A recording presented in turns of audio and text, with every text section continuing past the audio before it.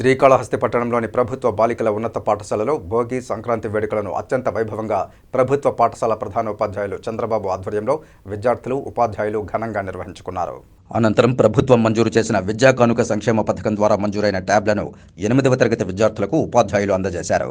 ఈ సందర్భంగా ప్రధానోపాధ్యాయులు చంద్రబాబు మాట్లాడుతూ సంక్రాంతి పండుగను పురస్కరించుకుని తమ పాఠశాలలో విద్యార్థులు ఉపాధ్యాయులు భోగి సంక్రాంతి పండుగ సంబరాలను అత్యంత వైభవంగా నిర్వహించుకున్నామని తెలియజేశారు.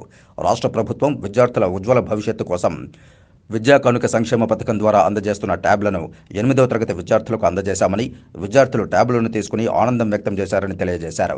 ఈ ట్యాబ్ ఉపయోగించుకోవడం ద్వారా విద్యార్థులు కార్పొరేట్ చదువులకు ధీటుగా తమ విద్యను అభ్యసించవచ్చని, తద్వారా భవిష్యత్తులో వారి భవితకు బంగారు బాటలు వేసుకోవచ్చని తెలియజేశారు. పాఠశాల ప్లస్ శ్రీకాళహస్తి. నేను ప్రధానోపాధ్యాయులు ఏ చంద్రబాబు. ఈరోజు అందరికీ మా పాఠశాలలో పనిచేయుచున్న బోధన మరియు బోధనేతర సిబ్బందికి కూడా భోగి పండుగ శుభాకాంక్షలు తెలియజేస్తున్నాము.